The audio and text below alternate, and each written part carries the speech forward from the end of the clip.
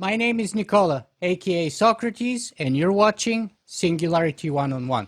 If you guys enjoy this show, you can help me make it better by writing a review on iTunes or by simply making a donation. Today, my guest is a college dropout who decided to travel across Asia on the princely yearly budget of $2,500. $2,500 for a year of travels. He later co-founded Wired magazine and was a long-term senior maverick and editor there. In fact, this person is way too many things to list here, so for brevity, I will just steal Tim Ferriss's words, who called him the most interesting man in the world. So, Kevin Kelly, welcome to Singularity One-on-One. Yeah, I'm sure I'm not going to live up to that billing, but I'm so glad to be here. Thank you, Nicola, for having me be present. Well, I think that anyone who's followed you for the last 35 or 40 years already knows that that's insufficient. But let's. I know your time is very valuable, so let's jump right into the meat of the matter. Okay.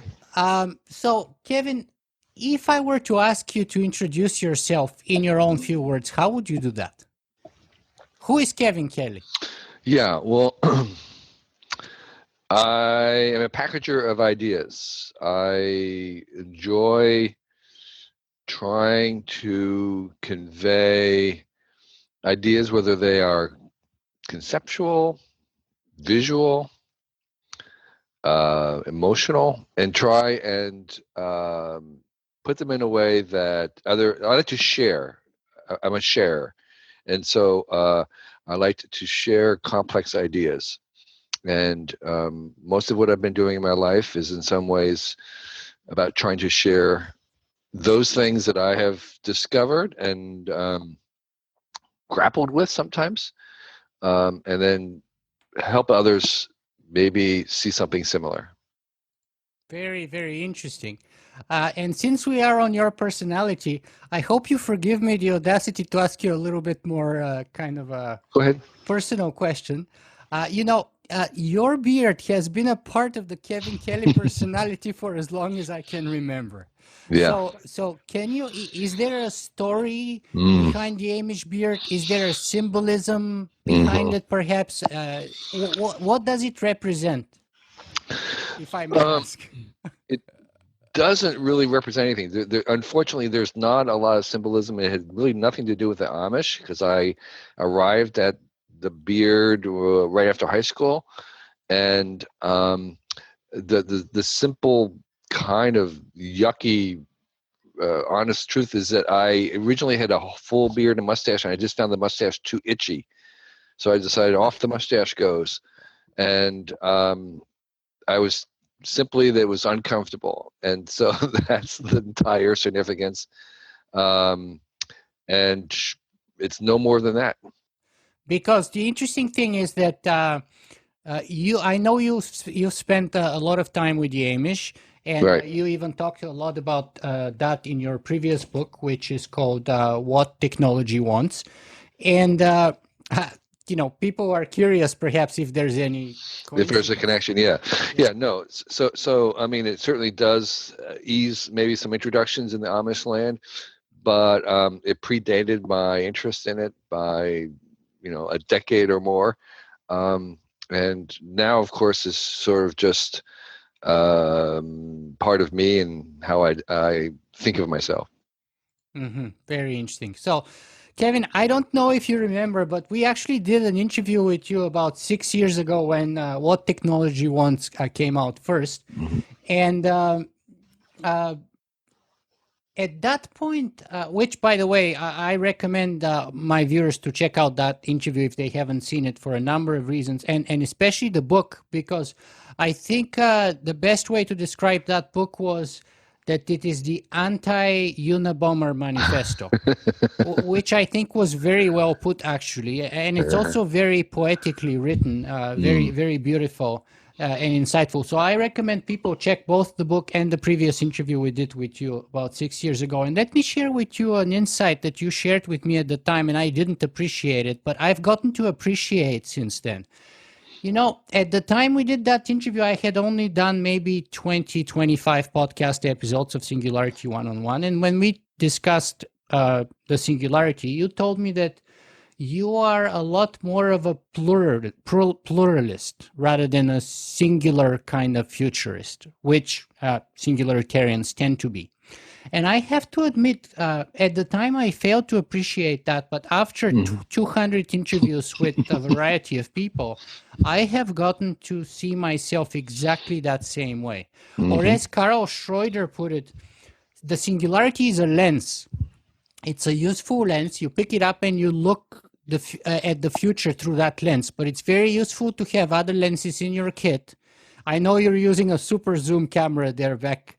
So it's very useful to have a diversity of focal lengths to view the world through and not to limit oneself through a single lens. So thank you for that insight. Yeah, I think that's very true that you definitely want to have more than one scenario. And singularity is a scenario, and not only that, but it's now a mythic scenario. And I think, like any myths, it can be very useful, even though in my eyes it's only a myth. It is as powerful as a myth is, which is often very powerful indeed. So I think this is a powerful idea. It just happens to be most likely wrong, but it's useful as a myth. Right, but as some people have pointed out, myth making is world making, is nation building, is anything major has involved some kind of myth creation going on alongside. Absolutely. Yeah, it's myths are not necessarily bad, is what I'm saying. They can be useful. So tell me then, has your kind of view of the singularity, perhaps be it as an idea, be it as a community, evolved also since the last time we had this conversation 6 years ago, since your previous book?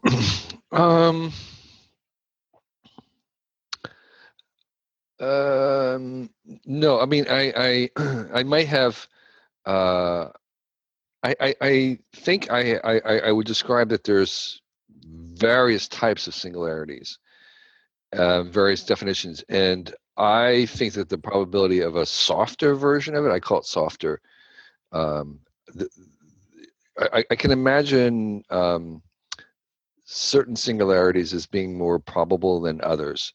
And the singularity that I tend to gravitate to as more likely is one that involves not an intelligence explosion in the terms of the way we normally think of it as AIs bootstrapping themselves into high orders, but more of the arrival of a planetary scale intelligence that is like George Dyson describes it, the internet maybe wakes up and becomes self-aware. Exactly, something like that.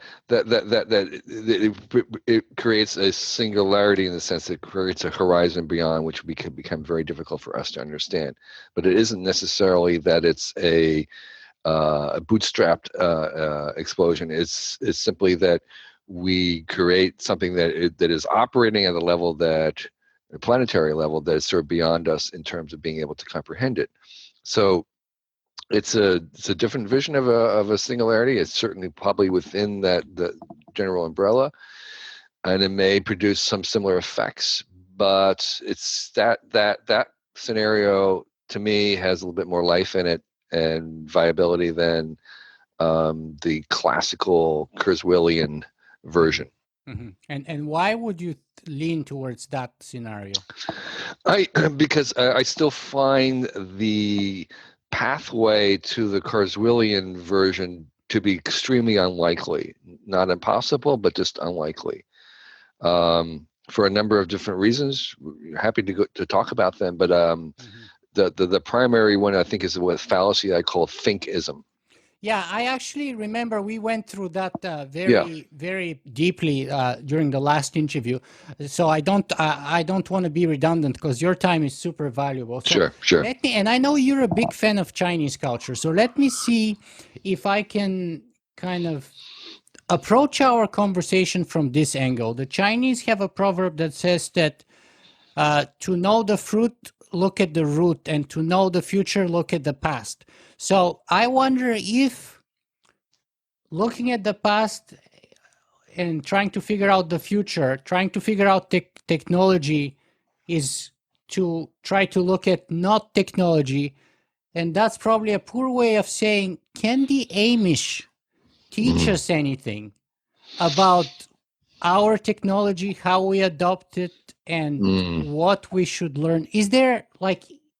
Are there like perhaps the top several lessons of the Amish that we should consider ourselves as a civilization and their attitude? Yeah.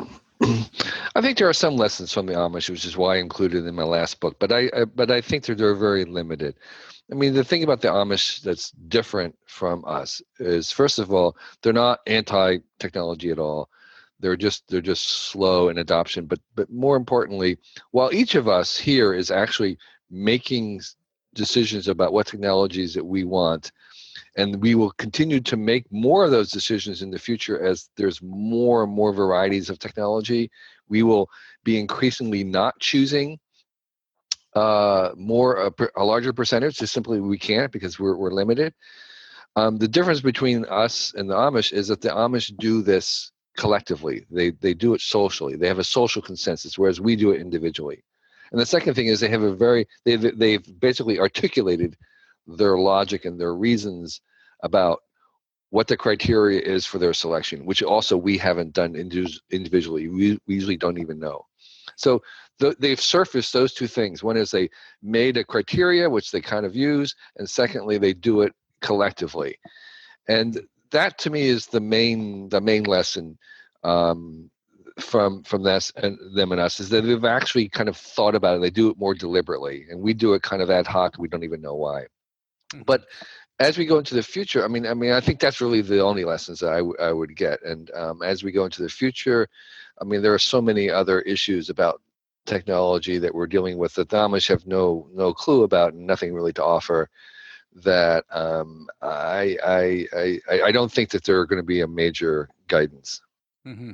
I was just trying to see if sort of the Zen attitude of like to learn something, look at nothing, and to learn about the left. No, that's not the Amish. The Amish are very, very practical. They're kind of really incredibly pragmatic, and there's really, I mean, that's not what they're doing at all. Well, one thing though is that they don't seem to have our kind of fetishism for disruption that we seem to have in Silicon Valley, for example. That's true. Right? So that's true. We all, and if even the lingo there, like when you have with a startup, it's all about my idea would disrupt this and disrupt that and disrupt. So we are kind of like putting value on disruption without actually clarifying whether that's a good or a bad thing necessarily. Whereas I think they have a lot more rational approach. And as you said, even pragmatic, because they want to kind of actually look and even have some foresight to the outcome, perhaps. Right. So the criteria that they're examining and placing against all the criteria, they have two criteria. Or three, maybe.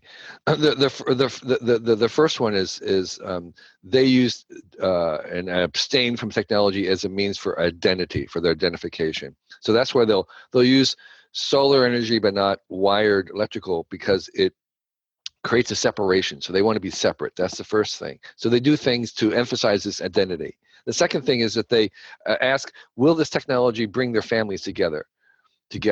And so their optimum, their goal is actually to have every single meal, breakfast, lunch, and dinner with their whole family, children and father and mother. And so they will bring businesses in their backyard. They'll say, can we do a business that we're happy to live right next to us in the backyard? And it has to be clean in that sense in order for us to have meals together. And then the third one is, does it bring our community together? So they do horse and buggy because they can only go 15 miles, and therefore they are forced to shop locally or go to church locally, whatever. So that restriction forces them to emphasize their community. And so will this new technology help that or work against that? And that's basically what they're going through. And so that's not our set of, for most people, that's probably not what they're trying to do, but that's theirs. And so there is a sense in which they are conscious of that, and they're deliberately choosing, and anything else that doesn't fit into that is sort of, so they have a default no. the default is no, unless it can do those things. Very interesting. Yeah, and I know we share a love for a particular technology with them, both you and me, and that's the one called the bicycle, of course. Well, actually, interesting. Not all the Amish do use bicycles. They do. Some do, some don't. Oh, okay. Because we have some communities of Amish here Right. in Ontario, where I'm Right, located, right. and I've seen some of them Right. with bicycles. Some do, some don't. And the ones that do, oftentimes maybe the kids only. And that's another one is sometimes only the kids do it. But yes, and this varies parish by parish, which is one of the difficulties of talking about the Amish, is that their practices vary tremendously. And in fact, the home area of the Amish is Lancaster, Pennsylvania, which is the most liberal in a certain sense. And the further away you get, the more conservative they become. Very interesting. Yeah. Wow. So there's lots to say about the Amish, but in fact, I think that while it's interesting and helpful, I think for our own I think they provoke us to try and articulate ourselves what our criteria for technological adoption would be. I think that's the main thing, is that inspiration to say, you should think through and have some system for how you decide what technologies you're going to use. What are you trying to optimize? I agree completely with that. And also the reason why I love that example of the Amish is because, to me, one way that I judge a society is how does it treat the people and the groups and communities at the fringes. Yeah. Is it tolerant to them or not? And I'm very proud to live in a place which allows the Amish to peacefully coexist with us, even though, as you point out in your previous book, they kind of free ride on the system in some ways, but that's okay. That's part of a proper society that I want to be part of. And I'm proud to be a part of. Right. They free ride in the sense that they're not creating the technologies that they're using. However, they realize that, and they're very, very deliberate in trying to return the payment back by doing service, public service. And you'll look, if you go to those communities, they are all the volunteer firemen. They're the volunteer ETMs. They are the volunteers who do, work in the soup kitchens. They're very, very active as their sense of repayment to the community for the free riding on the technological side. Yeah, exactly. And I hope our future would allow people to make that choice indefinitely to stay away from technology should they choose to do so. It's not going to be my choice, but sure, I respect the right of others. And just to close on the Amish, I have a prediction. And my prediction would be that in, say, 150 years maybe, that the heartland of North American farmland will all be run by the Amish. Because they have huge families, they never sell farmland, they're always buying it. They they're great stewards of the land. They're very dedicated to it, so they will take over all these struggling farms.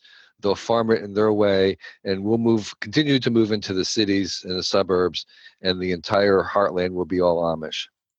Very interesting prediction. So when we get to the interview 150 years from now, I'm going to please check on where we stand on that. Now, okay, so let's move on to some of the larger questions and lessons here before we jump into the sort of the book details. I'm just curious, if you were to give, I know you have 3 kids, right? If you were to give only one thing that you can teach them, one in terms of sort of life in general, one in terms of technology, and one in terms of ethics, what would those 3 things be? Well, I think the first thing about learning is by far, to me, the most valuable skill is how to learn, basically how to learn. And so learning how to learn is the meta skill. That's the fundamental skill that we all need into the future. And so I hope that we have been able to instill that into our 3 kids, is this uber ability to learn how to learn, and specifically to learn how they learn. So each of us has a different mode where we learn better. And part of this is not just learning how to learn, but to learn how you learn in the best way, how they learn. So being able to tap into understanding how their own learning process works best. So that's the first skill. In terms of ethics, I think the one ethical thing that I really try to convey is I think the fundamental ethical principle is honesty, absolute honesty. That so much of trouble and other ills of the world stem from not being honest, and honest in the broadest sense of being transparent, being clear, being authentic, not fooling yourself. It's not just not lying. It's all these other things about really being upright in a certain sense, and that if you're not honest, these other many other ethical things are just really hard to do. How do you teach your kids to be honest? First and foremost, by being honest with them. Kids are really good at learning from example. They basically do what you do, not what you say. And so it's not by telling them, it's by being honest ourselves. And that's so we are so one of the things, I mean, this is a minor thing, but for me it was a big thing. We never told them about like Santa Claus or anything. We didn't try, we didn't work against it, but we didn't do it because I didn't want to ever be accused of like deceiving. Mm-hmm. So we didn't say very much about it. We didn't talk him down, but we never said that he was real. And so I never wanted to have my kids not be able to understand that we weren't being honest with them. But that's just a tiny thing about, just a tiny example. So being honest with them is the way.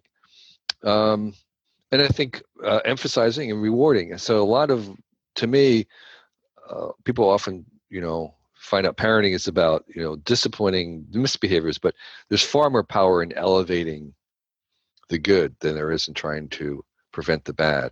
And so you reward their honesty is another way of saying that. Mm-hmm. What was the third question? I'll come back to it. The third one is about technology, but what if you are in a situation which Rousseau, I think it was, who said something like, to speak the truth amidst madmen is madness, or something of that sort. To that effect. You mean should you ever lie? Is that the question you're asking? The question is, in a situation where everybody's lying, Rousseau says it's kind of crazy to say the truth. In a way, because I don't it's think dangerous, so. Because it might be so different. It's crazy. Sure. I mean, yes. I mean, There's a price to be paid. Sure. I've never myself been in a situation when the Nazis are knocking at the door and asking if we're hiding Anne Frank in the basement, right? Okay. So I could certainly understand where there may be situations where there is a greater good, but most of life is not like that. It's nowhere even near that. Well, just to give you an example out of my own sort of life, I was in the army. I grew up in Bulgaria, and when you're 18 there, you have to go. You used to, not anymore, but you used to have to go to the army or you go to jail, because that was the law. Anyway, so there was this one situation in which I spoke to my commanding officer in front of everybody, and that in some situations you can get shot on the spot, because kind of questioning a superior officer's order is punishable by death on the spot in some situation, because if you don't have a discipline in the army, you have nothing, basically. It all falls apart. And I was sent for 3 months in a punishment unit consequently. So so that's one case where, it gave me a lot to think about whether I did the right thing or not. And in the end, after the 3 months, and in the first week there, I didn't even know if I'm going to make it, to be honest. But after the whole thing was over, I still had no regrets. But it still showed me that there's a price to be paid. even if we don't realize it. Yeah. And as I said, I don't know if I would be strong enough in my own ethics to do what you did. But I think you would have to admit that even in your entire life, that was still probably an exceptional situation, Sure. and that most of life is not as extreme as that. Yes, absolutely. Okay. And then the last third point that I was asking before that, what would you teach? What one thing would you teach your kids about technology? So, in a practical sense, I think one of the things that I have been very slow to myself to realize is that for every bit of technology we bring into our lives, that there is a cost. And that cost is actually not the purchase price, but it's the maintenance cost, the cost of fitting it in, the cost of the attention that it will require from us. That there is a sort of a subsidy cost to these things, that you can't just bring something in without, in some ways, paying for it over time. And so, as our lives become more complicated, this is sort of an ecosystem view, that you can't just bring an additional species and then it's like another trophy on your desk. No, it fits in, and if it is working, it'll have an effect throughout the entire ecosystem. And so that realization, to me, suggests that this curation or minimalist attitude, that you want to be very, very selective about what is. I myself will try almost anything, but actually bringing them home to live is a different question. And so I think that's what I would say is, look, there's a buried cost in all these things. And I think actually my kids have gotten that. My daughter, who's 20, surprised me because she's not on Facebook. She's decided that cost was not something she wanted to do. She's actually not on any of the social media. And she's working in a hip San Francisco startup, and she's not on the social media. And so, but we also grew up without TV, so that's I think we were kind of showing, there's an advantage to this, but there's a cost to that, and we're not going to pay the cost. Yeah, to me, that's like saying that, whether in our life or in our heads, we have a limited shelf space.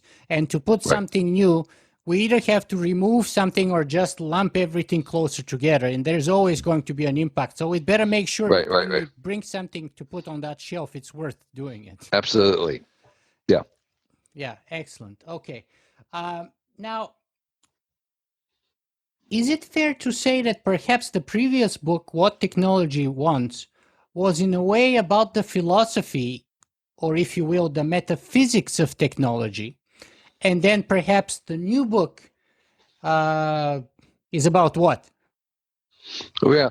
So in retrospect, I would say the last book, What Technology Wants, offered the world a crude prototype of a theory of technology. So there really isn't biology was a parade of curiosities before Darwin. People collected these natural specimens. They had these curiosity cabinets. They were amused and fascinated and delved into the workings of all these different creatures in the world. But there was nothing that sort of made sense of how they got there or why they were. And the attention of everybody was just on the next biological curiosity. Then Darwin came along and gave a theory of how these were all integrated and actually the results of a process. These were all kind of products that the results of a process, and the main event was a process. Technology, in my eyes, was the same thing as biology pre-Darwin. We have every technology that comes along is just another one in the parade of things, and we collect these on your shelf, so to speak. And there was nothing that unified them. And I was trying to say, no, these things are the products of a process, and that process is actually the same process that produces biological life. Okay, that's why I called it the metaphysics. Right, it's a metaphysical thing. But it's actually a theory. It's a philosophy, but it's more than philosophy. I think evolution is more than a philosophy. It's a theory, and so I'm suggesting that there's a theory behind technology. And this book, and that was a long-term view. And so the theory is that it's a cosmic force, just like I would say evolution is a cosmic force.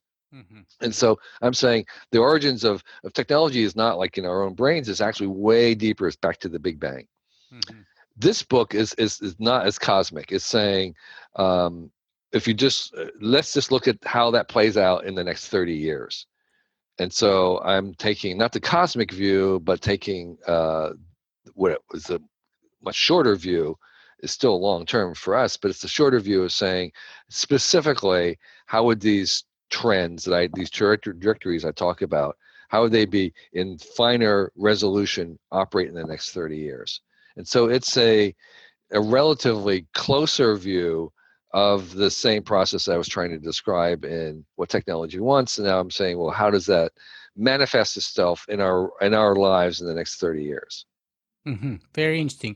And before we jump into the details here, I want to ask you something else, which is interesting to me, though, is that you're focusing on the next 30 years on those 12 trends or main kind of directions, verbs that you're talking about. But you're not doing that in a sort of, and you even mentioned the word cosmic, but you never go teleological like Ray Kurzweil goes in his book, for example, right? Where, at the end of the last stage, the universe wakes up.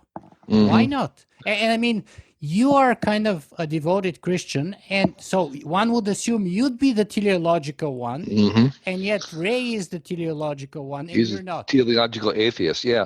So, I think one of the differences maybe goes back to your earlier point about the singularity versus the pluralitarian, and that is that I see evolution as having trajectories, as having directions, and not a single direction. That this is an outward radiation of many different dimensions, and that evolution is not a ladder going up towards a specific omega point, which is a little bit of kind of Ray's view that these kind of teochedrons where we're kind of converging on some ultimate destination. I see this as directions with multiplicity of going outward, irradiating outward. And so these directions, I'm saying that there really are directions in evolution, and there really are directions in technology, but they're not a single direction. They're multiple radiating outward. And so I don't see us going to a fixed destination. I see us having directions, and that's the difference. I have come to the same conclusion myself, to be honest. It took a while, mm-hmm. but this is precisely where I find myself sitting today. I'm a lot more open, and I actually am anti-teleological because of mm-hmm. of sort of my own personal learning journey that I've had for the past 6 years. Right, but it's not anti-teleological. Teleological only means that there's a purpose or will or direction. And so I would say my view is teleological. It's just that it's not converging on an endpoint.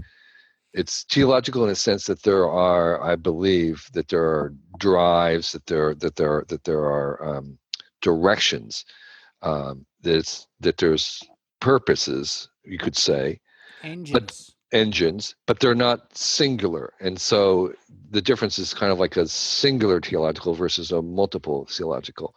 Exactly. And so I don't think it's anti-teleological. I think it's this anti-singularity. To me, that your position and my position are kind of the same, and in a way that they're very open to alternatives, whereas the classic singularitarian position is like a slide. It's like a single trajectory from here to the omega point, which doesn't allow for any left or right turns or anything like that. In that sense, that's the sense in which I'm saying I'm right. And so I use in the word inevitable. Okay, and so the inevitabilities it's actually plural, and the inevitable to me are the larger forms. That are these trends, these directions, whereas the specifics, the products, are completely inherently unpredictable. So the analogy that I would use is, imagine rain falling into a valley. The path of a particular raindrop as it goes down the slopes to the river is completely inherently unpredictable, but the direction is inevitable, which is downward. Okay, and that there are multiple directions, and so we can talk about the telephone being inevitable, but the iPhone's not. We can say the internet was inevitable. On any planet you want to go in the galaxy, there'll be an internet, but Twitter's not inevitable. So the large, like let's say quadrupeds in biology, 4 feet. This is the physics. The physics demand that that's a very stable thing. So that's inevitable, but the zebra is not. Or the eye is inevitable. The eye is inevitable because there was 30 times there was attention, but the particular iris, the eye that we have is not at all inevitable. And right. So I'm talking again. These are kind of a general direction, some basic forms which are baked into the very nature of the physics of how chips work, how wires, how electrons work. That we would see these same things probably in other planets. Those kinds of large forms are inevitable, but the particulars are not. And by the way, we have a choice about the particulars. And those choices make a huge difference to us. So the internet was inevitable, but what kind of internet we are going to have, whether it's open or closed, whether it's national, international, whether it's commercial or nonprofit, those are not inevitable. We have choices about that, and they make a huge difference to us. And so the emphasis of my book is I think we need to embrace the large trends and engage in the technology in order to steer it down into the particulars. Because if we try to prohibit it, if we try to turn it back, turn it off, turn it down, then we don't get to steer it. Exactly. And so it's only by engaging in the technology that we can steer it into the particulars that we want and we value. And so that's the larger preaching is that we want to embrace the increasing AI, the increasing tracking, the increasing interaction, all these things, because they're going to happen anyway. And when we engage them, then we have much more chance of optimizing their benefits and minimizing their harms. We have a much more of a chance of actually steering them to the new jobs that they want to do than we do then by trying to stop them or prohibit them.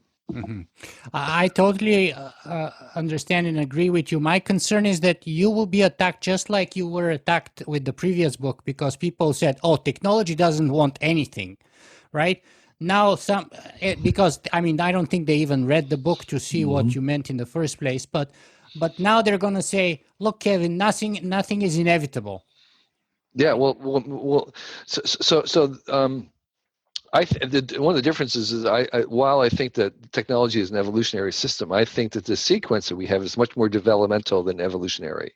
So that means that, for instance, your own body went through a progression of egg, bastula, fetus, embryo, infant, newborn, adolescent, and all those were inevitable. So if you lived long enough, you would be an adolescent. You had no choice about that. That was just inevitable in the progression. You had a choice about what kind of teenager you were, but not that you were a teenager. And so I think there's actually a progression in technological development, which things are inevitable. And so people are, I mean, I think people are upset about the idea of anything being inevitable. Yeah. They rebel against that. But in fact, we have plenty of room for human free will in this world of constrained evolution. And it's not a matter of subsuming or surrendering. It's a matter of taking better advantage of the places where we do have choice. That's exactly the next following question and the direction I wanted to take us, because the reason why people rebel and have a natural or intuitive pushback to that is because they want to fight against determinism. Right. And they want to support free will. So tell me where you stand on that whole thing about, because I'm amazed how many people I interview on my show, amazing scientists who are hardcore determinists. So where do you stand on that line? Are you a determinist? Well, I'm not sure if I know what you mean by determinist, but I do think that, how should I say this? I think that in this cosmos, in this long trend of increasing extropy in the world of increasing entropy. So we have these pockets of intelligent order arising out of the general trend of increasing entropy. And actually, the way that you make this order is actually increase the amount of entropy that you're creating. That there are that pathway is actually constrained. There's a creative constraint in it, meaning that you can't do everything. That we have a fixed number of elements, chemical elements. They can only produce certain number of compounds, and that likewise built upon that there are certain constraints in what you can make, and particularly what you can make through self-organized evolution. Once we have intelligence, we have another force which we're still constrained in terms of what we can do. And so what I'm saying is that there is a narrow pathway. It's not like every step of the way where we have no free will, but that there's free will that's bounded in some way. So within the cone of the possible future. Exactly right. And so there is both a general constraint that's determined by the physics of the universe, but within that cone, within that constraint, there is free will. So does that make me a determinist? I don't know. I don't know what that means. I don't think that makes you a determinist. Well, the inflexible, stiff version of determinism is, the Newtonian idea that, give me the velocity and the mass of if I know everything about a single atom, then I can predict anything from there onwards. Okay, right. That's kind of strict determinism. So I go with the Freeman Dyson version of the world. And he contends, and he's not the only one, but there's a subset of physicists who contend that the cosmic decay, the cosmic spin, that it actually is not a random event, that it's actually an act of free will, that the likelihood does not resemble the total randomness, is not a choice. It looks more like it's choosing to. And so that there is a sense in which is only way you can kind of explain this particle doing something is that it's free will, even though there's nothing complicated about it, and that choice is actually the foundation of all the free will that we have in our own brains, or the animals may have, derived from the fact that there is something happening that's not random, and it's not just order. So they would attribute the currents of free will in us as the fact that this actually exists before us, and that we are compounding it in some ways. And so I take that view, that the source of our free will is actually, again, a cosmic force that we're amplifying, and all large systems amplify. That they, a lot of natural selection and all these kinds of things result from the fact that we can have randomness, that in addition to randomness, there's also free will. Right. That kind of has elements and reminds me to the Penrose hammer of quantum theory of consciousness. Right. Now let's go to your book, and I'd like to read your thesis because I think it's actually worth reading verbatim. It's a little long, but I think it's worth reading. So let me do so. Quote, "In the past 30 years, the social economy based on this technology has had its ups and downs and seen its heroes come and go, but it is very clear there have been large-scale trends governing what has happened. These broad historical trends are crucial because the underlying conditions that birthed them are still active and developing, which strongly suggests that these trends will continue to increase in the next few decades. There is nothing on the horizon to decrease them. Even the forces we might think could derail them, like crime, war, or our own excesses, also follow these emerging patterns. In this book, I describe a dozen of these inevitable technological forces that will shape the next 30 years. And then a little later you say that those forces are things like becoming, cognifying, flowing, screening, accessing, sharing, filtering, remixing, interacting, tracking, questioning, and then beginning." So let me start backwards. Why put beginning at the end? I was amused by that. Uh, I think it's to emphasize the fact that I genuinely believe that compared to what we'll have in 30 years, that we'll look back on what we have now and really feel like we haven't even started. That just as we might look back 30 years from now and say, "Oh my gosh!" In terms of the digital arena, nothing had happened. And I think it's to emphasize several things. One that there is that most of the really good things are ahead of us, but also to emphasize that I think the things that we'll be making are going to be at a scale.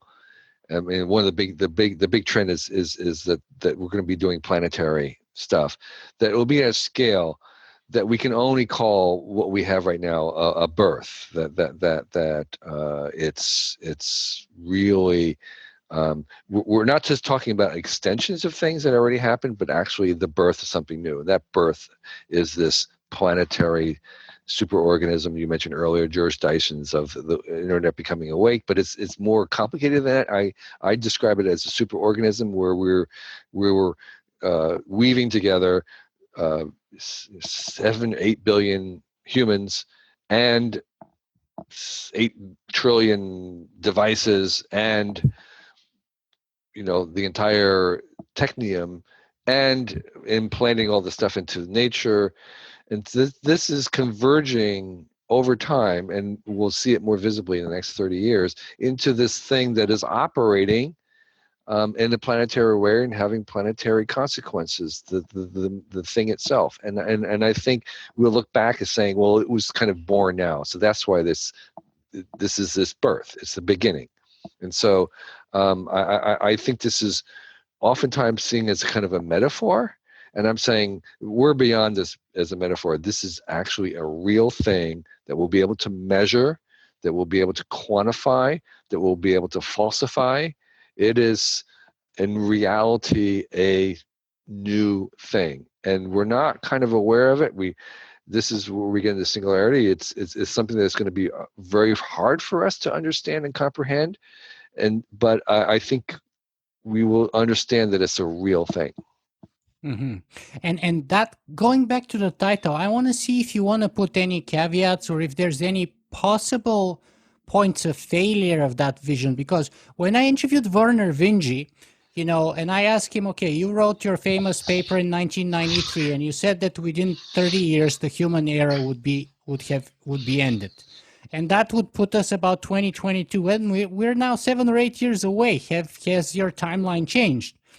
And I did the interview about 4 or 5 years ago. He said he sticks by his timeline, falling short of some kind of major global civilization-wide disaster, be it nuclear war, be it something like asteroid impact or something like that.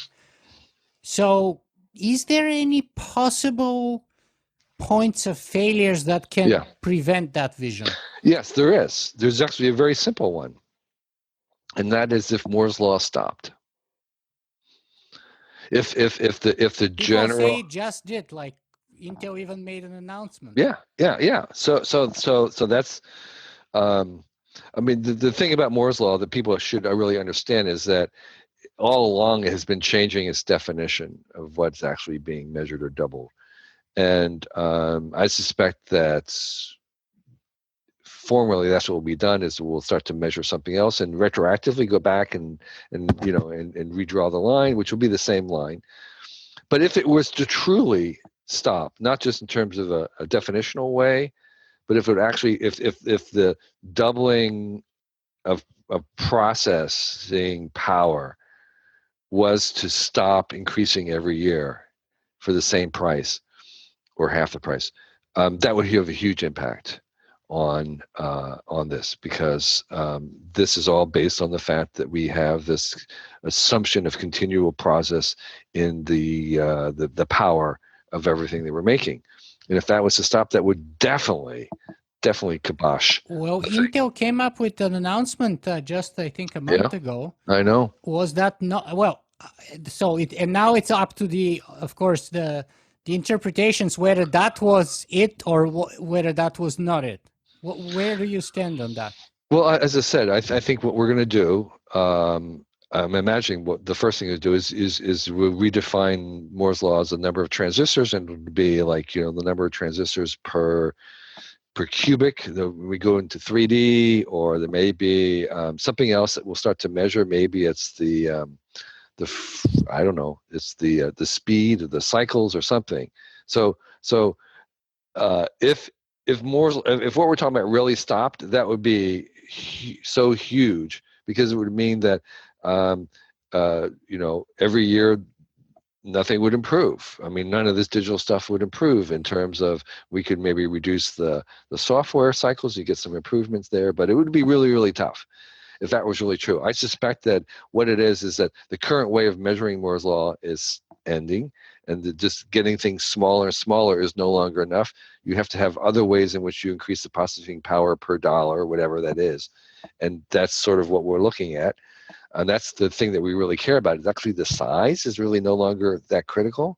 Mm-hmm. Well, it's whether the power is increasing or not. And so I think that one announcement is not enough of a data point. And so that's all I'm saying.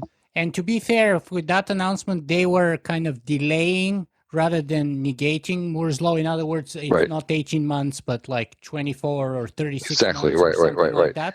But then people are saying, even I think Michio Kaku, whom I interviewed on my show, was talking that once they reach the 5 nanometer scale, then you have other things like leakage and the Heisenberg uncertainty principle and all kinds of issues arising. They're already at 12 nanometers or something. Right. So we may be at the limits of how small you can make it, but there are other ways to increase the power per dollar than just going smaller. You can start to stack up in 3 dimensions. You can shift to quantum. I mean, there's just so many things. So I'm very.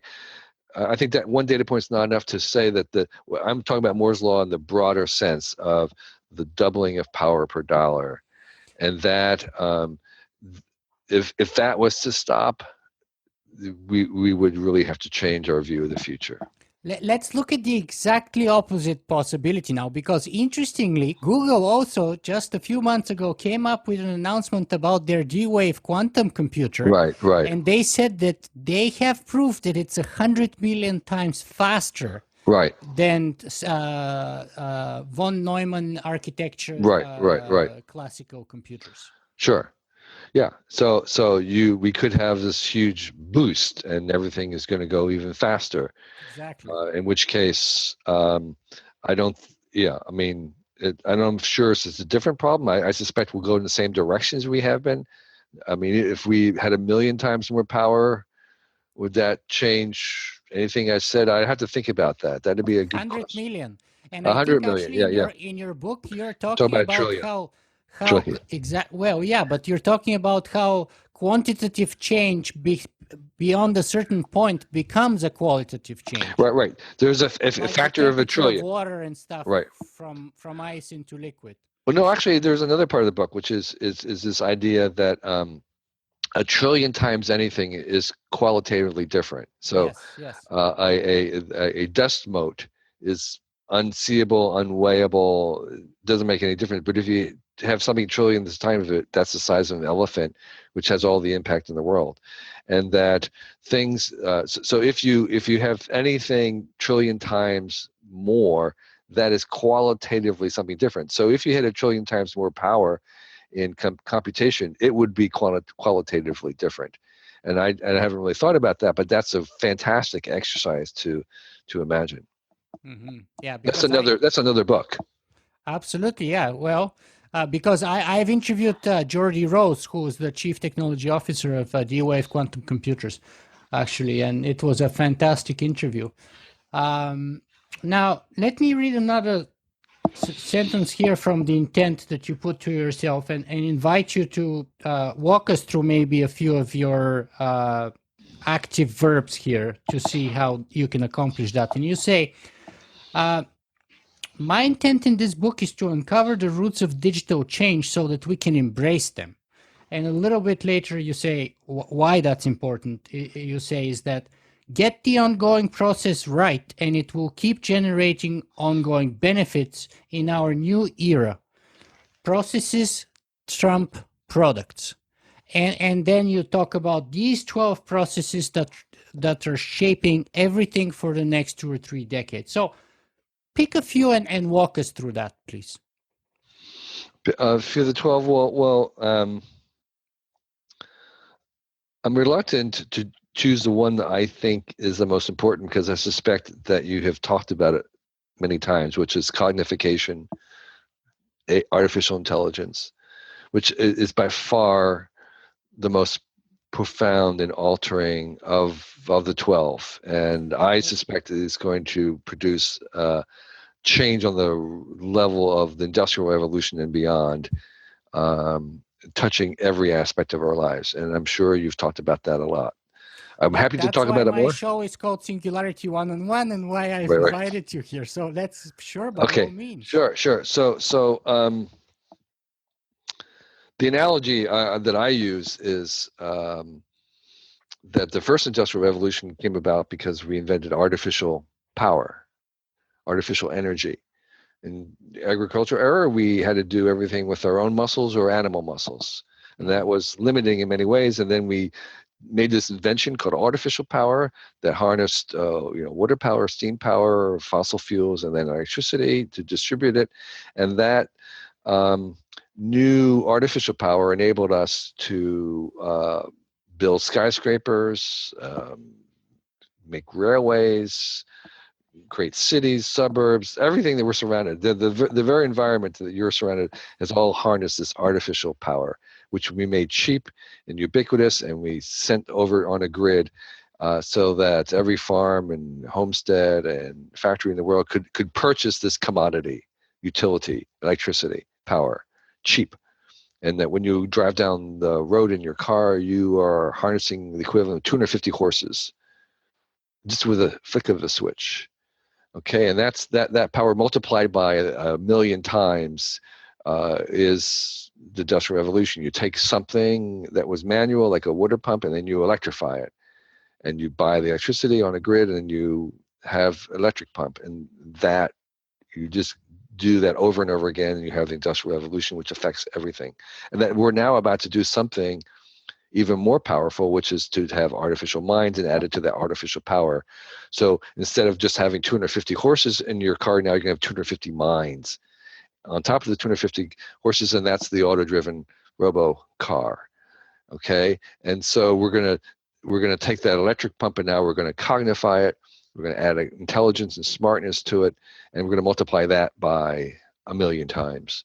And this power will come as a utility or a grid that anybody can use and purchase as much as you want.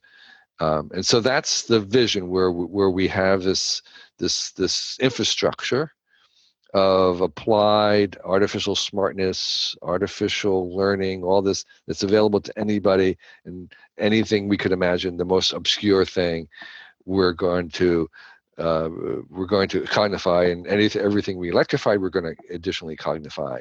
And so it's big, it's huge, it's mind-bogglingly vast, and it's not anything to do about smarter than humans, because in fact I think that's a completely erroneous view of the world. This is one of the arguments I have with Nick Bostrom, is that the view of intelligence is a single dimension. It's just IQ, and you have a kind of a little IQ and a mouse, and a little bit more for a chimp, and a little bit more for a stupid human, and average human, and genius. And there's this one large kind of like a loudness getting louder, like decibels. And I think that's fundamentally wrong, because our own intelligences are these suites, a symphony of different cognitive notes and instruments. We have different kinds of intelligences, like deductive reasoning, spatial reasoning, emotional intelligence. We have maybe hundreds of different varieties and types and nodes of thinking that make up our own intelligence, and that some of those notes are louder than others, and some are dimmer, and they change per person. and the animals have a suite of them as well. And some of those instruments are actually the same. Some of those varieties are the same, but they're louder or quieter in animals. In some cases, they're louder than humans. Squirrels have a long-term memory that exceeds ours, so they can remember where to bury the nuts. And when we make the artificial intelligences, that we're going to do the same thing. They're going to be combinations of different kinds of intelligences. Some of them are very narrow and small right now. We have only a few, like your calculator is smarter than you are in arithmetic. It's a single type of thinking that exceeds ours. And so they're smarter than us, but only in certain dimensions. And as they become more complicated, it's impossible to say one thing is smarter than the other. It's because they have different kinds of thinking. And that's the thing about AI, is that it's going to think differently than we do, by definition, by design. The reason why we want to put that kind of artificial mind into a car is that it's not thinking like a human. It's not driving like a human. It's not distracted by consciousness. And so this artificial thinking that we're going to do is going to be, basically, we're going to try and populate and invent and engineer as many different types of thinking. And we're going to bring that into our lives, and all these artificial types of thinking, which are smarter than humans in some directions, but not all, that we're going to make this work for us. And this is like so huge, because we're going to be able to think about things and think in ways that we as humans could not. And it's not just that they can do stuff that we don't want to do, it's they're going to do things that we haven't thought about doing or couldn't do before. And that we're going to work and partner with them, that we're working with these things. And it's not, there's no sense that they're against us. It's, they are niches that are going to be not in our niche. Let me just stop you here for a second, because I think what you just did was perhaps the best kind of argument against Nick Bostrom's kind of visual tool that he uses so far, where he takes a straight sort of linear historical evolutionary line, and he puts sort of the chimpanzees or the great apes, and then what he calls the village idiot, and then the genius, and then all the way to the right he puts artificial intelligence, and he shows the small gaps between the village idiot and the chimp and the genius, and then AI is all the way on the other side. And you're saying we cannot put them on the same linear graph because it's a lot more multidimensional and complicated. Yeah, right. It's a hugely complex dimensional, high dimensional matrix. And here's one of the things is that, and this is another argument, is people say, well, human intelligence is a general purpose intelligence. That's also fundamentally wrong. There's no such thing as a general purpose intelligence. There's no general purpose organism. We have a very, very specific kind of intelligence that was evolved over millions of years for one purpose, which was for us to survive. And that when we start to populate this world of all possible intelligences, we'll discover that our intelligence is way off to the corner, just like we're in the corner of the galaxy. I call that the coming Copernican revolution in intelligence, where we understand that there's not a general purpose intelligence. We're a very, very specific mixture that was evolved for one thing, and we're off into the corner of this. You can have a general purpose like a Swiss Army knife, but that actually is a very specific thing. It's not general purpose at all. It's a combination which most of the things don't do very well. There's an engineering trade-off. There's always engineering trade-off. If you want to do something that's sort of round or general, you have a cost for that, and that's not in the center. It's not the central thing, and all these other satellite intelligences are revolving around. There is no such thing as a general purpose. You can have a combo thing, a Swiss Army version that is not very good for very much, but can do lots of things. That's fine, but that's not a general purpose intelligence. There's no universal sense of intelligences that you can then amplify and make bigger. I've asked a lot of these guys, okay, what does an AI that's smarter than human look like, other than the fact that it works faster? Is there anything else about it? And you know, I think it's they can't answer that, because they would have to say, well, it thinks differently. And as soon as you start to map things as being different, you realize is this idea of smarter than humans is just a fallacy. Okay, it's not useful because, as I said, right now your calculator is smarter than you are, and we're not talking about that. So then, how should we reply to very smart and well-known people such as Dr. Hawking, Elon Musk, who called AI like summoning the demon, Bill Gates, Steve Wozniak, a bunch of others who are warning us of the dangers of AI? Right. So even though the concept of smarter than human, and then therefore this kind of a bootstrapping smarter than human, I think is not valid.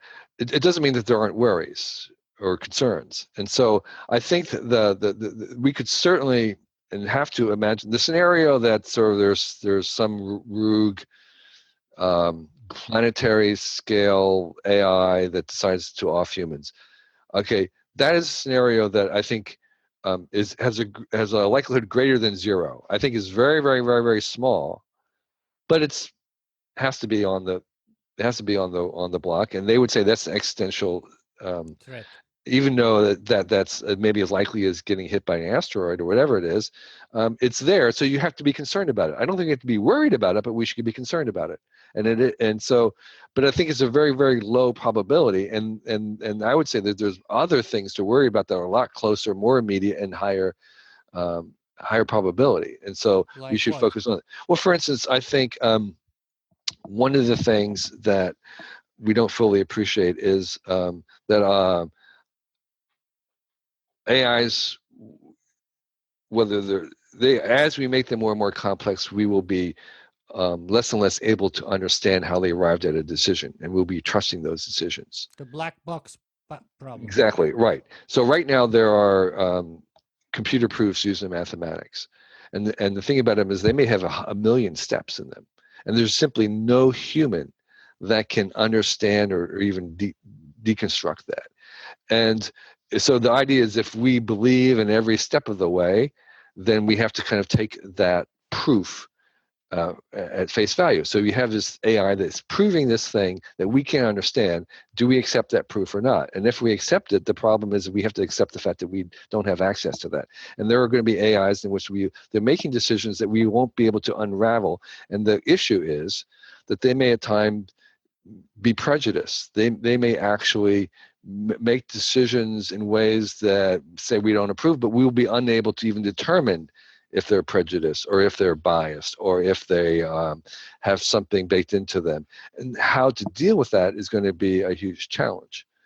And so that's a real problem that's within 30 years that we have to address. And I think there may be technological solutions to that. We may be able to, I think this is what a consciousness is. This is something, it's a tool that goes in that tries to surface some reasoning. So we may need another kind of AI that's actually going in, looking at AI and seeing if it can resurrect or unravel what the logic is.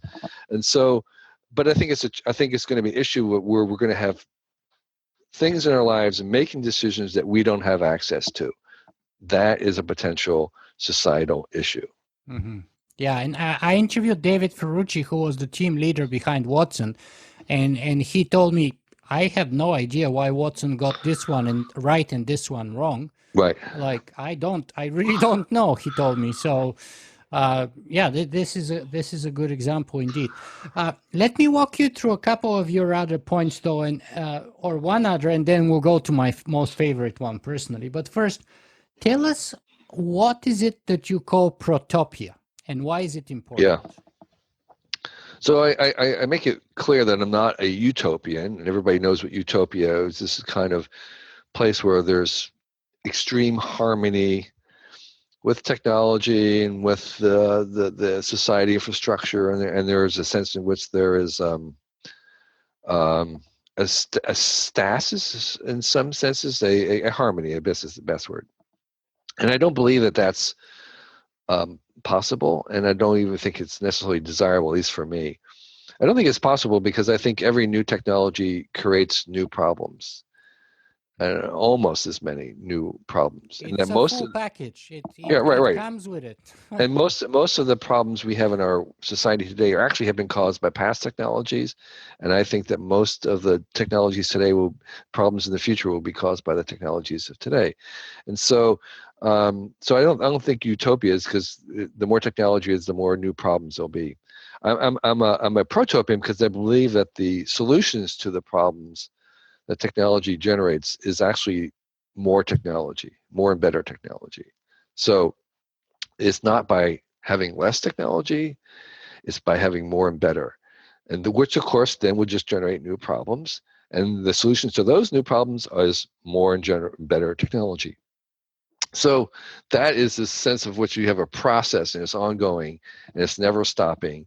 And I think the total result of that is that if we can create even 1% more than we destroy every year, that we get progress and we get civilization compounding that 1% difference. So I'm saying is that the difference between the problems and solutions may be an infinitesimal 1% that's not even visible. You may look around and it's hard to see that 1% difference, but it's there.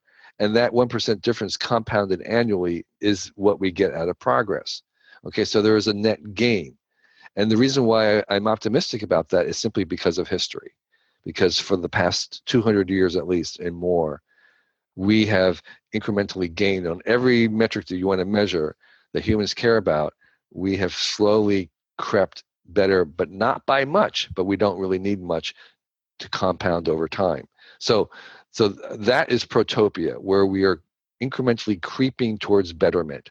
It's not very fancy. It doesn't make very good movies. It's boring in many ways, but that is the foundation of what we have that we're resting on today.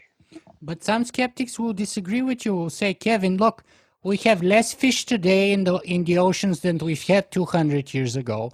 We've had less biodiversity than we've ever had. We are in actually the midst of a new extinction.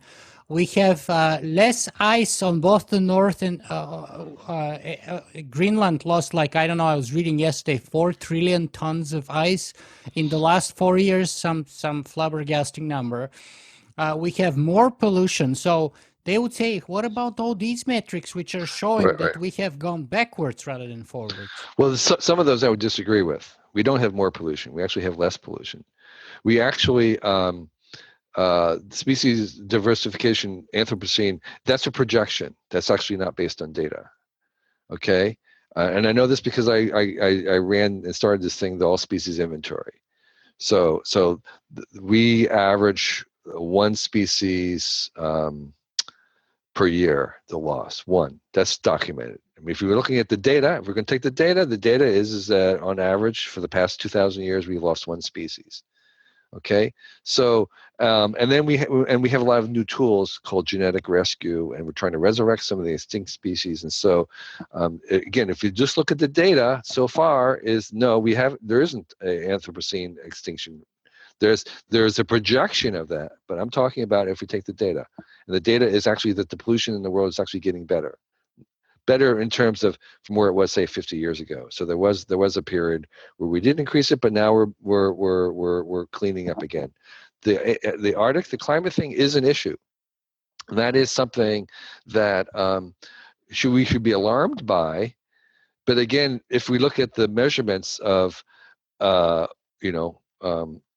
data so far is, well, okay, it's warmer, it's melting. We can imagine where that we're going, but so far, what does that mean? Okay, so we don't have the data to show that that's a bad thing so far. We have only our extrapolations into the future, which we still have time and can change. I think we can do geoengineering. So I'm saying that I'm optimistic because of history. It's possible that everything could change, but the probable statistical analysis is if for 200 years it's been getting better every year, it will probably continue. It doesn't mean that it has to, but it means it probably will. Kevin, we only have maybe about 9 or 10 minutes left. So my favorite of those 12 things that you have there on the list, and I'm not saying it's the most important, it's just my favorite, is what you call questioning, or what Yeah. I would call asking questions. So talk to me a little bit about that and tell me first, do you think that there is a difference between asking questions and questioning? And if it is, there is, what is it? Is it important, or is it just Yeah. semantics? I don't think there is a big difference, at least in my mind. The way I was using it included asking questions. I think the basic framework is that we're getting very good. Technology is very, very good about answering questions. So Google answers 1 billion questions a day. You can kind of extrapolate that into the future. But what's interesting about those questions is that most of those questions 30 years ago had never been asked because there was no chance of answering them. So these were questions that nobody even knew wanted to be asked. And this is, for me, a great example of how technology creates new desires. Now we would feel incredibly frustrated if we couldn't ask those questions. Imagine if Google and the internet would go away. You'd say, "Well, how would I answer? How would I answer all these questions I have every day?" And you would say, "You don't." That's where we were, and so I would say now, like if you want an answer, you ask a machine.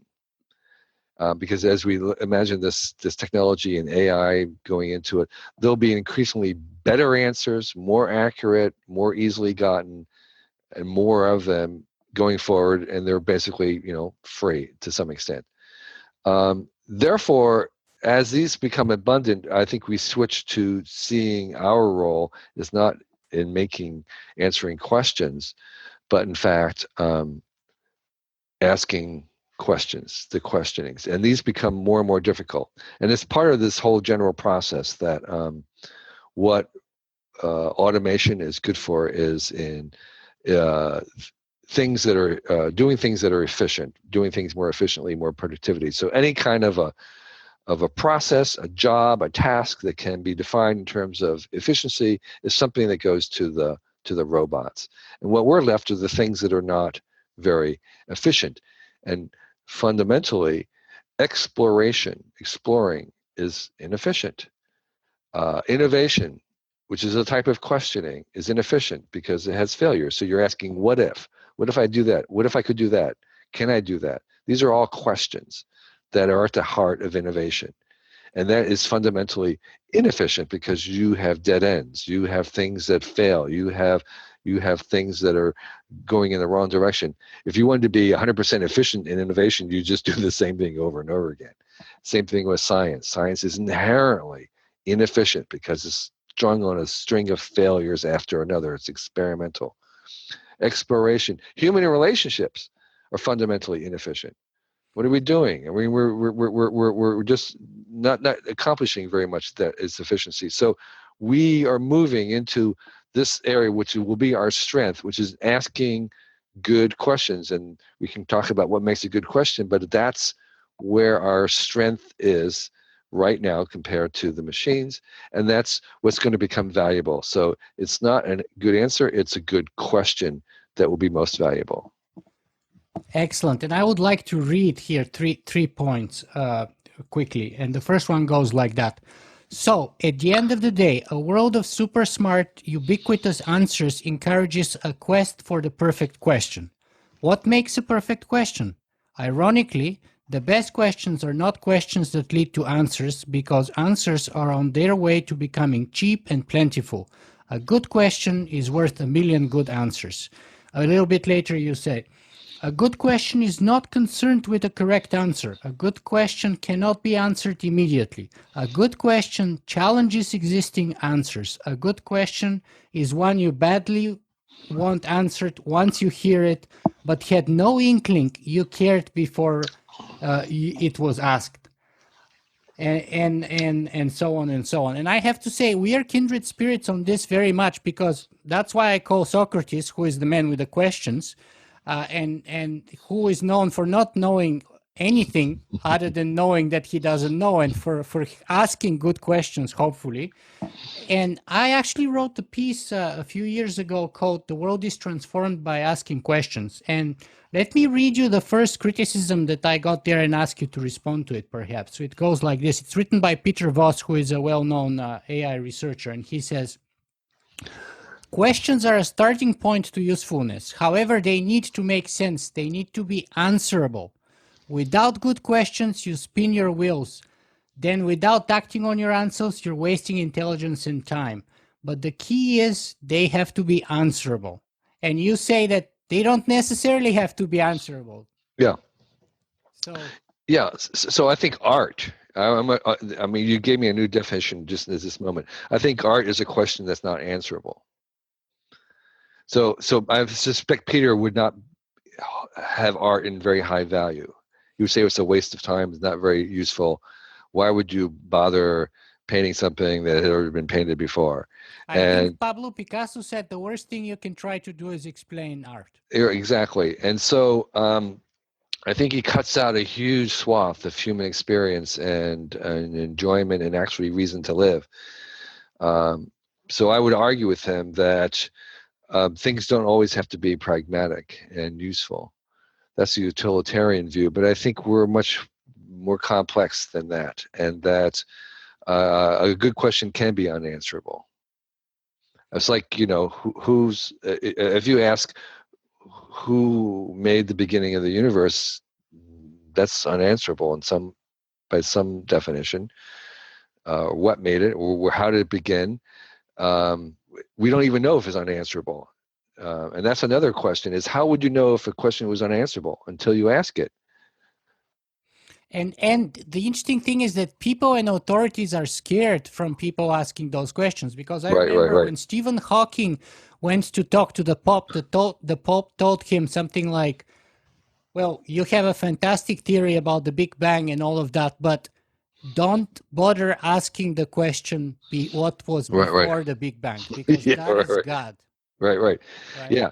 So yeah. I mean, for me, this immediate response to Peter's question is, how do you know if an answer is unquestionable? You just don't know, unless you ask more questions, unless you ask that question. So I think his criticism doesn't really hold up to this idea that questions become more valuable, that they're the central thing that we're going to be doing as humans, that it's the human quest, and that answers, while we'll still be involved in it, particularly trying to answer something for the first time, obviously that's a big process. We will be making answers, but I'm just saying, not that answers go away, not that answers are unimportant. It's just that the questions are more important than the answers. Totally agree with you. Kevin, unfortunately, time's advancing here very much, and we have only maybe 2 or 3 minutes. So let me ask you the last, and I think this is a very good place to stop, actually. So let me ask you the second last question. What's the best place for people to find more about you and your work? I have a complicated website with lots of blogs. They're all under the rubric of my initials, which is kk.org, kk.org. And there's a book page, there's translations about the books, there's my other efforts, my projects like Cool Tools, where I review with others. I oversee the reviewing of one cool tool a day. There's True Films, where I review the best documentaries that are out there. Extrapolations, which is this collection of long-term forecasts. There's other stuff there at kk.org. And on the social medias, I'm Kevin2 Kelly, Kevin number 2 Kelly, at Twitter and Facebook, etc., Google. I'm more active in Twitter than Facebook, although I'm not very active on any of them. Mm-hmm. Mm-hmm. Well, the last question that I would ask, and maybe you would ask, in other words, how do we wrap up our conversation? Do you want to send us with a particular message that you find is the most important thing, or do you want to send us with a question? I'll leave it all up to you. No, I think I'll make a statement, which is a reiteration of maybe something from what technology wants. I hope I'm not repeating myself, but I believe that I'm very optimistic about the future. I'm tremendously optimistic, because I think we're at the precipice of a whole new continent of benefits. There'll be a whole new string of really serious problems, but I think the benefits will outweigh. And more importantly, I think that what we're doing is we're increasing the number of choices and possibilities. And in particular, we're opening up the number of ways in which we can collaborate. All this new technology is providing us new ways that we can actually collaborate, cooperate, make stuff together at a scale and speed and in dimensions that were never before possible. So we're going to be making new things at the planetary scale. We're going to be making new companies that were bigger than ever. We're going to be gathering more data and knowing more about ourselves. We're going to use AI as a probe, as a scope to understand our own intelligences, which we can't do any other way. We're really at the beginning of this. And each one of these things, these opportunities, opens up new worlds, and they often become platforms for even further steps into the future. It's sort of this, we're making a platform that's kind of walking out into the abyss. By each step we were making the platform for us to take the next step. And that extension into the cosmos, by making a million new species of thinking in mind, that may, so there may be problems in science and business that are so difficult that our own human minds can't get to them. So we have a two-step process where we make another kind of mind that can think with us and to solve some of these problems, like, say, gravity waves or quantum energy, whatever it is. And that experience of making all these things, of making even consumer things. So if you're involved in making something, whether it's grand or a small device or an app, it doesn't matter. You are participating, I think, in the long arc of technology, which is to increase the possibilities and options in the world at large, making more and more possible for every human on this planet to have a chance to express their genius in some way and to share it. And we have lots of basic stuff. We want to have the technologies of clean water, universal education brought to everybody. That's a fundamental thing you need first. But in addition to that, we want to open up the possibility space so that every person born, not just now, but in the future, would have the chance to find some instrument or tool or technology to allow them to express their genius and to share it with others. And that's what we get out of making more technology. That's what we get out of embracing all this stuff. It's not just to speed up the movement of money. It's not just to increase the consumer things that we consume. It's not just to have more stuff in our houses. It's actually to participate in this long arc of evolution, which is increasing possibilities and options in the universe. It's a cosmic thing. So you can participate in something bigger when you make something. And Kevin, you called this a process. I would call it a journey. And going back to the question and answer points, each answer, in my view, is like a stop point along the journey, whereas the question is the thing that pushes us forward, and the answer is the thing that holds us in a single spot. Right. That's why we should embrace the question, because we're embracing the journey. That's why. Right. Another way to say it is, I talk about the finite and infinite games. There's two kinds of games. There's a finite game where you play to win. That's a zero-sum game.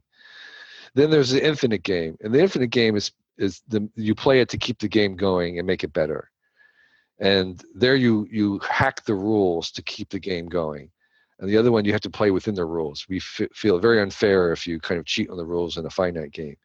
But the whole point of the infinite game is you're hacking the rules to keep the game going forever and keep everything getting better. And that's the game that we're playing with technology. It's the infinite game. Well, Kevin Kelly, thank you very much for having us along your journey and letting us play that game with you today. Oh, it was really great. Thanks for making it so much fun, and for asking really great questions. I really appreciate it, and I wouldn't be Socrates if at least I didn't try. Okay. And we know that you're not a robot now. Absolutely. Thank you, Kevin. All righty. Thank you.